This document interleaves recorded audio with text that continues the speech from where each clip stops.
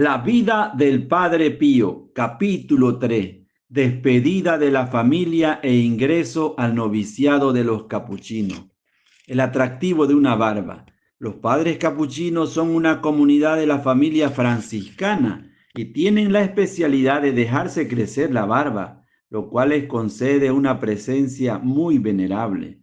Tenían también en ese tiempo la característica de que iban de casa en casa pidiendo limosna.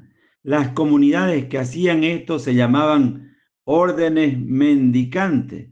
El pedir limosna exigía un grave sacrificio y mucha humildad, pero esto se prestaba también para poder llevar a las familias un mensaje de espiritualidad y una imagen o idea amable de la religión católica. Al pueblo de Pietrelcina llegaba cada mes a pedir limosna para sostener el vecino noviciado un simpático capuchino, Fray Camilo. Tenía unos 30 años, era un religioso piadoso, trabajador incansable, de aspecto siempre alegre y bondadoso, con una barba larga, flamante, muy negra, que le daba un aspecto de venerabilidad. Tenía siempre en los labios una sonrisa agradable y una palabra afectuosa y provechosa espiritualmente para los que lo escuchaban. En sus bolsillos llevaba dulces y medallas para los niños. Su llegada al pueblo era un acontecimiento especialmente para la juventud. El que más se entusiasmaba al verlo era Francisco Forgione, que no se separaba de su lado ese día y en su corazón sentía un gran deseo de llegar a ser también un día un religioso capuchino como Fray Camilo. Petición de admisión. Como don Gracio, el papá de Francisco, estaba en América tratando de conseguir algún dinero para ayudar a su familia, el consejero del hogar era el tío Pellegrino. Al saber el deseo que su sobrino tenía de entrar de religioso capuchino, consultó el asunto con el señor cura párroco, el cual estuvo totalmente de acuerdo con esta idea. Dialogaron largamente con el joven y convencidos ya de que esta era su vocación, escribieron al padre provincial de los capuchinos pidiéndole el favor de admitir en el noviciado al joven Forgione. Pronto llegó la respuesta del superior anunciando que Francisco quedaba admitido para entrar al noviciado. Una razón curiosa.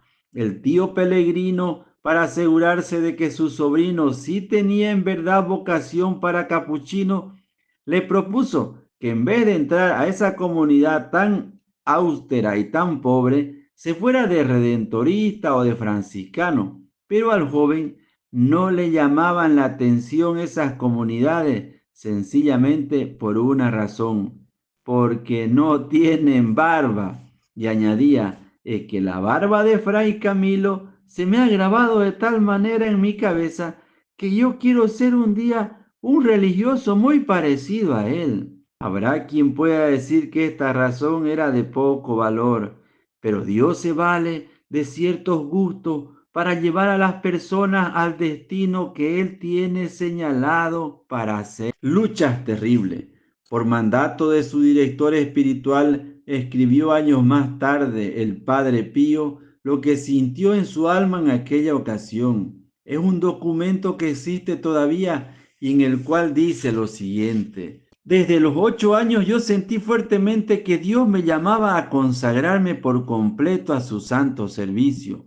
En mi interior sentía fuertemente la vocación, la inclinación hacia la vida religiosa, pero los atractivos del mundo eran tan violentos que sin una ayuda especialísima de Dios no habría sido capaz de seguir el llamado hacia la vida religiosa. Sentía la voz del Señor que me llamaba a servirle con entrega total, pero al mismo tiempo los enemigos de mi salvación me atacaban tan fuertemente como si me estuvieran partiendo los huesos.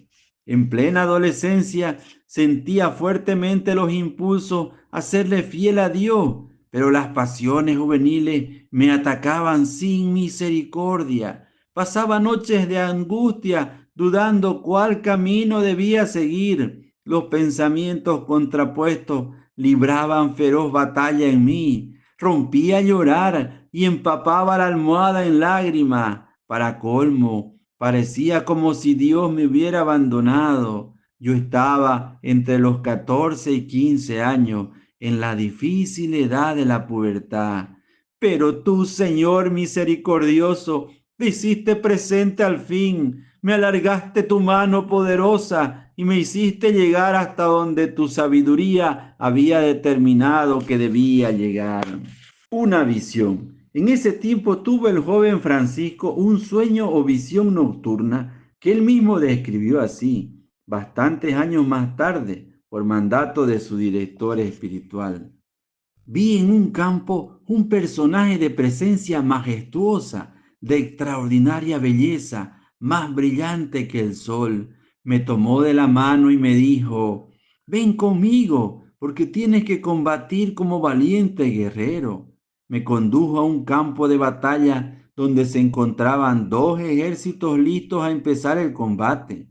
Los combatientes de uno de los ejércitos tenían rostros bellísimos y vestiduras blancas como la nieve. Los del otro ejército tenían aspecto horrible y sus vestidos estaban llenos de manchas negras. El Señor me colocó en el amplio espacio que había entre los dos ejércitos, y en ese momento vi venir hacia mí a un tipo de extraordinaria altura, de rostro feísimo, el cual trataba de abalanzarse sobre mi persona. El personaje venerable y hermosísimo que me guiaba me dijo: tienes que luchar contra él, no te acobardes ni huyas, yo estaré contigo y no te abandonaré. Si luchas y triunfas, tendrás una corona de premio eterno. El choque fue espantoso, terrible, pero al fin, con la ayuda del guía luminoso que estaba a mi lado, logré derrotar al malvado y ponerlo en fuga. Y el ejército de los que tenían el alma tan hermosa estalló en un estruendoso aplauso en mi favor, mientras el otro ejército rechinaba de rabia. Trataron de colocarme en la cabeza la corona de los vencedores, pero el guía celestial advirtió: todavía te quedarán muy fuertes luchas que sostener, pero si sigues luchando y vences, tendrás una gran corona celestial. ¡Ánimo! Yo estaré siempre a tu lado ayudándote. Y la visión desapareció.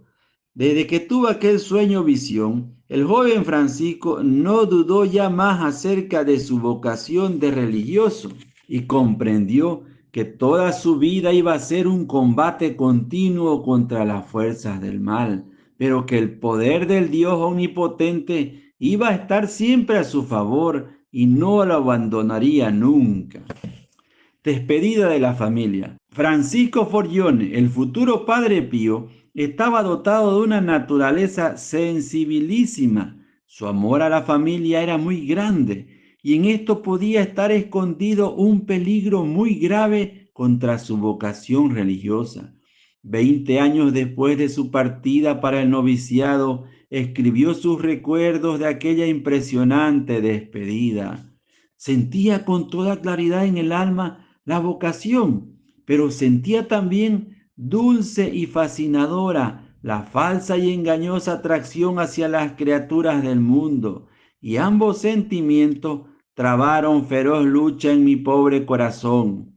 No es fácil describir cuánto tuvo que sufrir mi espíritu al alejarme de mis familiares. Era tan grande la pena que sentía que parecía que me estuvieran quebrando los huesos, y a veces trataba de desmayarme a medida que se iba acercando el día de la despedida. Esta separación producía más fuertes amarguras en el alma. Sueño animador. Sigue diciendo el Padre Pío en sus memorias: la última noche que pasé con mis familiares, el 5 de enero del año 1903, vi en sueños a Jesús y María, que aparecían con toda su majestad y me animaban y me prometían su protección. Jesús colocó su mano sobre mi frente y desde ese momento adquirí tal valentía que al día siguiente, al llegar el momento de la tremenda separación, no derramé ni siquiera una lágrima, a pesar del tremendo martirio que estaba padeciendo. El momento más emocionante.